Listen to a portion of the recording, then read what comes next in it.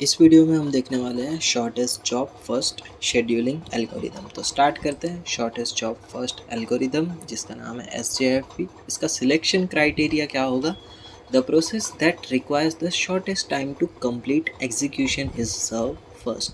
ठीक है, इसके अंदर जो भी बर्स्ट टाइम जिस प्रोसेस का सबसे कम होगा उसे आपको पहले सर्व करना है। ठीक है, यहाँ पर एक हमारा क्यू है, यहाँ पर होगा हेड और यहाँ पर होगा टेल, और ये जो है P0 ये ज़ीरो पे होने की वजह से पहले यही एग्जीक्यूट होगा।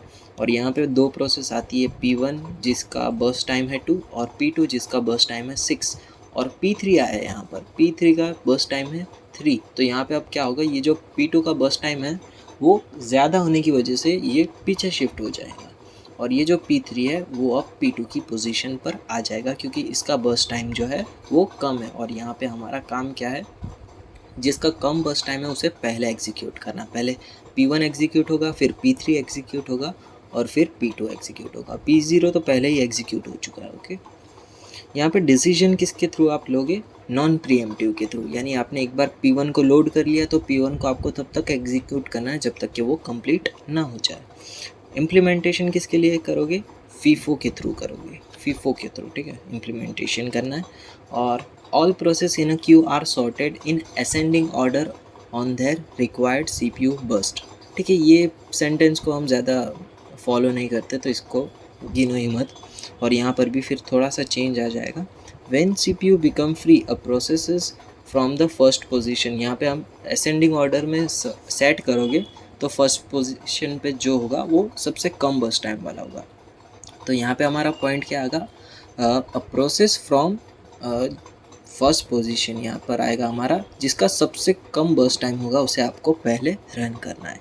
ठीक है, आप इस तरह से भी कर सकते हो, असेंडिंग ऑर्डर में पहले उसे सेट करो फिर उसकी फर्स्ट पोजीशन पे, पर हम ये सब नहीं करते, सीधा बर्स्ट टाइम देखो और एग्जीक्यूट कर दो। स्टार्ट करें। एग्जाम्पल, ये वही एग्जाम्पल है जो हमने स्टार्टिंग FCFS में लिया था। कि पहले हम चार्ट ड्रॉ करेंगे। शुरुआत किससे होगी? 0 से। ठीक है, अगर यहाँ पे 0 नहीं दिया है, अगर 1 से स्टार्ट हो रहा है तो आप क्या करोगे, यहाँ से 0 और 1 के बीच में एक ब्लॉक ड्रॉ करोगे और उसमें ऐसे क्रॉस लाइन फिल कर दोगे और फिर 1 से जो हमारा सिंपल सा कैलकुलेशन चलता है वही कंटिन्यू करोगे। तो अभी यहाँ पर हम 0 पर हैं। ठीक है, अभी यहाँ पर 0 पर कौन सी प्रोसेस आ रही है? P0 है ना, और उसका बर्स्ट टाइम कितना है? 10 है। ठीक है, और SJF का मतलब क्या था कि जिसका शॉर्टेस्ट टाइम हो उसे पहले एग्जीक्यूट करना है। पर यहाँ पर जो है हमारे पास ऐसा केस आ चुका है जिसके अंदर 0 पोजीशन पर P0 के अलावा कोई एग्जीक्यूट नहीं हो रहा है, तो हमें P0 को ही एग्जीक्यूट करना पड़ेगा, भले उसका सबसे ज़्यादा बर्स्ट टाइम क्यों ना हो। तो P0 एग्जीक्यूट करेंगे 10 तक। ओके, तो इतना हो गया। अब यहाँ पर 10 तक आ चुका है यहाँ पर हम, तो इसमें ये जो 1, 3 और 5 जो है यहाँ पर कवर हो चुका है, यानी P1, P2 और P3 जो है अब यहाँ पर अराइव हो चुकी है। अब हम क्या करेंगे, इनमें से जिसका सबसे कम बर्स्ट टाइम होगा उसे हम सिलेक्ट करेंगे। यहाँ पे P1 का बर्स्ट टाइम है 6, P2 का 2 और P3 का 4। तो यहाँ पे जो है सबसे कम टाइम है, बर्स्ट टाइम जो है P2 का है, तो हम P2 को एग्जीक्यूट कर देंगे। 2 यानी 12। ओके, अब ये दोनों कंप्लीट हो चुके हैं। अब P1 का है 6 और P3 का है 4, तो अब किसकी बारी आएगी?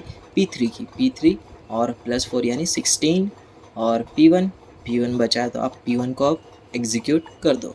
अब क्या लिखेंगे यहाँ पे हम? कंप्लीशन टाइम या फिर फिनिश टाइम। क्या होगा? P0 का 10, P1 का 22, P2 का 12, P3 का 16। ओके, टर्न अराउंड टाइम की फॉर्मूला क्या थी?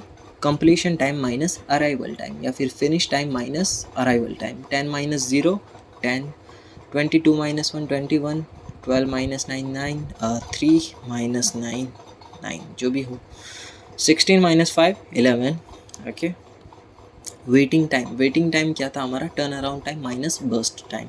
यहाँ पे 10 माइनस 10 0, 21 माइनस 6 15, 9 माइनस 2 7, 11 माइनस 4 भी 7। ओके, अब आप क्या करो, इनका टर्न अराउंड टाइम का एवरेज निकाल लो और फिर वेटिंग टाइम का भी आप एवरेज निकाल लो। ओके, तो अब इसके कैरेक्टरिस्टिक्स एडवांटेजेस देख लेते हैं।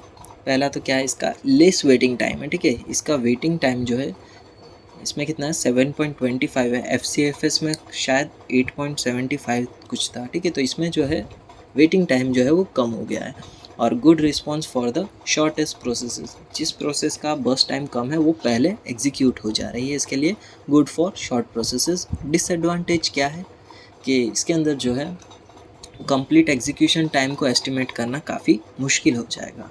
और सेकंड पॉइंट क्या है, starvation is possible for long processes. ठीक है, यहाँ पर क्या हो रहा है, जो भी शॉर्टेस्ट जॉब है उन्हें पहले कंप्लीट किया जा रहा है, तो ये जो लॉन्ग प्रोसेसेस है वो स्टारवेशन में जा सकती है। ओके, ये तो वही पॉइंट है, बस यहाँ तक है हमारा सेकंड शेड्यूलिंग एल्गोरिदम।